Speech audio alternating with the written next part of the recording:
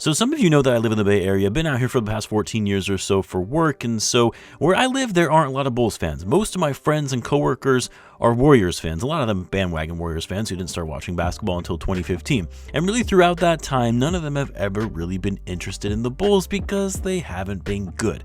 So the question I've been getting more recently to start off this season from some of my friends is, are the Bulls actually good? How are the Bulls doing this is the bigger question, because it's not like this was a team that was projected to be a top team in the Eastern Conference. Most believe they would be towards the bottom and missing the play-in and likely a 9 to 10 seed at best. They don't have any clear stars or superstar level players. They're a fairly young team that doesn't have many strong defensive players in their roster.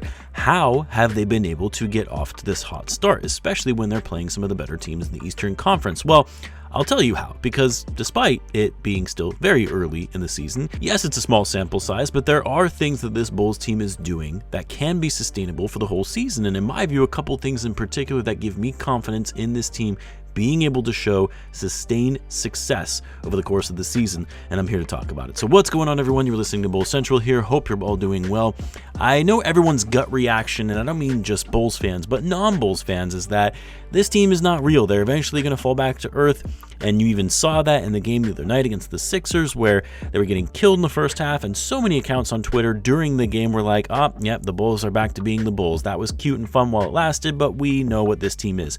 Of course, always hilarious to me when you have those posts making these kind of comments mid-game, and then the Bulls storm back to get the win. But even after that win, and even despite the Bulls being 6-1 and currently having the best record in the Eastern Conference, you're still going to have doubters about this team and how legitimate this roster is. And to be honest, I don't blame them. Like, really, you look at this roster, on paper, they shouldn't be this good and sitting first in the East. And yes, I'm sure there's going to be some regression to the mean where the Bulls might slump a bit. Maintaining their elite level three-point shooting is probably going to be hard to keep up for the whole season. Is Vucevic going to maintain his elite level efficiency through 7 games? Probably not. But what some of these folks don't know, if they haven't been watching the games, is that despite some of these things like their overall efficiency and above average defense regressing slightly to the mean, what they don't know, what they don't see is that this team believes they can be one of the best. They believe that no matter what's thrown their way, no matter how much they're struggling, things aren't going their way within a game, they believe they can come out of this. And to me, that's so important. It's so critical to have the confidence, the belief that you can beat anybody, that you've figured out a way to get the best of even the most talented teams.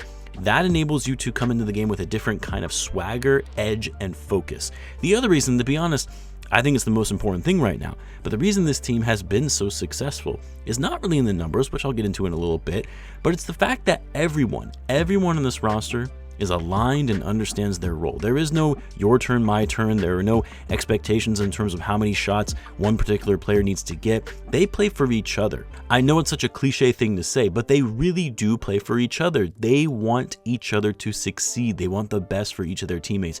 You can see that on the court with the way they're building each other up, hyping each other after every score, talking, communicating on every possession. I said this in one of my recent Hot Takes video.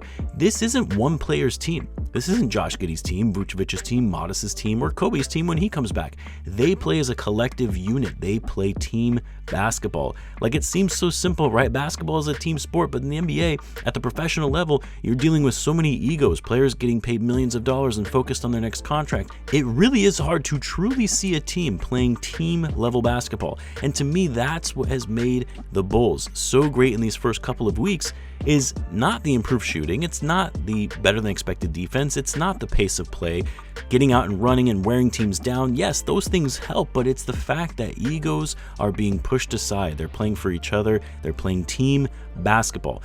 Now, the other factor for the Bulls' success, and I cannot stress this enough, is just how insanely good Josh Giddey has been for this team. I mean, you're seeing a lot of NBA writers, including some of the Bulls beat writers, coming out of the woodwork and acknowledging they were wrong about Josh Giddey, how they didn't believe in this guy, and he's proven them wrong at every turn. alleviating any concern they had about weaknesses to his game, alleviating any concern they've had about weaknesses to his game. They've all had to come out and apologize for the slander over the past 12 months since being traded to Chicago, because Giddey has truly revolutionized this team's offense and made it the engine that it is today, because Giddey has gone from being a pretty good passer to being an elite playmaker with impeccable IQ to generate offense, both in terms of assisting on scoring and scoring himself. Like, Giddey's court vision is something else. He sees plays, makes reads before defenses can even get set, and because he's been so much more effective in using his size to get downhill and finish at the basket at a much higher rate than he ever has over the course of his career, it forces defenses to collapse on him inside, which creates open looks for guys standing around the perimeter waiting for the whip pass from Giddey. And some of these have been very difficult passes, by the way, coming around a defender and throwing it out to the corner, perfectly placed for an easy catch and shoot. I mean, when you think about the Bulls' offense 2 seasons ago, or even just last season at the start of the year, how stagnant it was, the lack of ball movement, the lack of transition play. You compare it to what it is today, and it's night and day with how fast this team plays, how quickly the ball moves from player to player, and most of that, not all, but most of that, is thanks to Josh Giddey, because he keeps the ball moving, he pushes the pace, he's initiating the offense by making the outlet passes after rebounding the ball off of a miss. He's creating better looks for guys on offense because of his court vision and seeing plays most other point guards do not. Like, I know I'm kind of glazing Josh Giddey at this point, but he is the engine that makes this offense run. And because he's an unselfish player, he's a pass-first point guard, he truly does make his teammates better. That, to me, is sustainable. Giddey's leadership, his comfortability on the court, his IQ and court vision, that's not going away. And because he's been a large part of the Bulls' success, I see that success continuing throughout the season.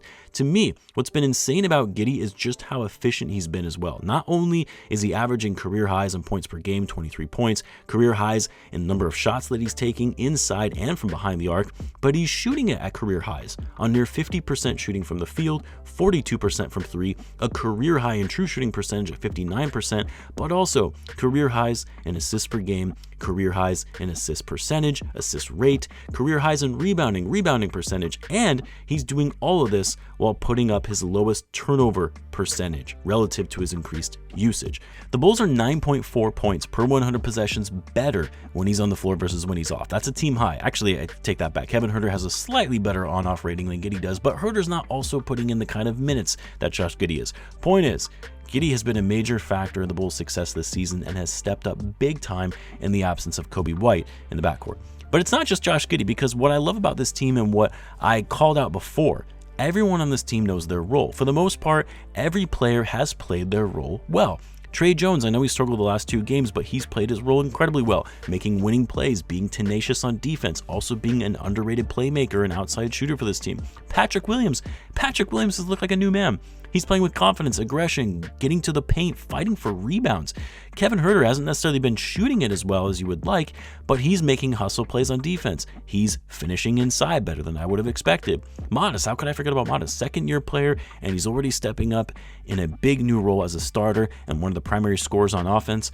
Isaac Okoro knows his role, hard-nosed defender, no-nonsense player, creating that infectious energy and grit on the defensive end that you've now seen others on the team play with that they didn't display last season. Like, really, every player that is in the rotation on this roster has been contributing in some fashion, helping out in some way to help this team win.